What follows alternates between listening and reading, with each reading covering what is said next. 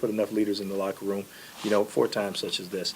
And, it'll be a good evaluation where we are leadership-wise to see how those guys come together. What kind of leaders do you and Brendan have to be this week, Corey? We have to continue to be the same leaders that we've always been, and that's leading this team on the field to win. How has practice been this week, Corey? Because it seems a little quiet out there. No, they've been practicing. They've been ready to go. I think we've had a good focus there. Anytime, I think that's after a loss. We did lose to Winnipeg, and I think the guys are focused. No one likes getting their butts kicked when you're a competitor. So those guys are ready to line up and play again.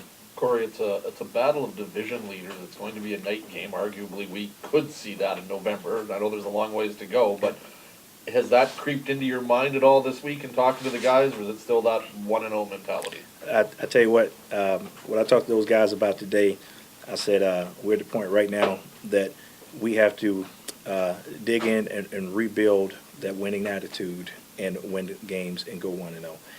Didn't talk much about the Toronto Argonauts. They're a very good football team, but at this point we have to make sure that with the changes that we've had, that we have to make sure that we hone in on ourselves, and we just have to rebuild, be tougher, faster, and better as we go down this stretch. How do you keep the focus on the game, given everything, like Dressler not playing now, Ray being out, and the criminal charges? How do you take all of that and get the guys to keep focused? That's my job, to make them keep focused. And like I said, the thing that it is football, and it's pro football. And this is the guys, this is their job, this is what they do. At the end of the day, the biggest thing, like I told them, is if you don't read the blogs and if you don't listen to the TV, you'll just do your job. And that's the biggest thing. So they just have to make sure that they keep out all those unwanted things and move forward.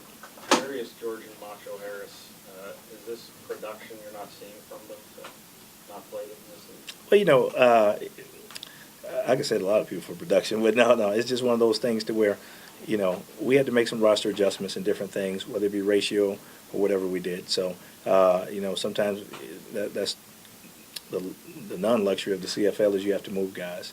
And sometimes, like I said, it's due to one or two things. Maybe it's a little injury here or there that we don't want to end up getting bigger than what it is. So it's just a number of things with those guys. Corey, at the end of the day, is the football game maybe the most therapeutic thing for this football team, considering the week it's been? Yeah, and that's what it is. It's football. It's football for these guys. This is what we get paid to do. This is what we enjoy doing. And come game time, we just have to play football. There's a lot of lessons to be learned in losing games and winning games. So I know the guys will rebound and we'll be good to go. What does it mean having Dwight and Todd on the roster? You can't ask that. He just told you don't ask that. Gotta try. Can we ask, though, if that is a sign of support for them? I will tell you, I'm going to support everyone that's on this team because we're a family. And it's no different than your families. If you have something that happen to your family, you're going to support them.